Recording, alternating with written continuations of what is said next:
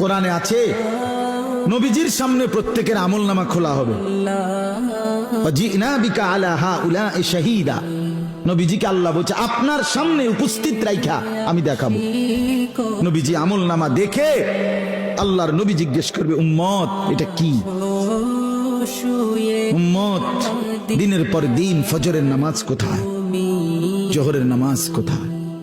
উম্মত 30 বছরের ব্যবসার মধ্যে একটা হালাল নাই। সুদের এত টাকা দরকার, ঘুষের এত টাকা দরকার।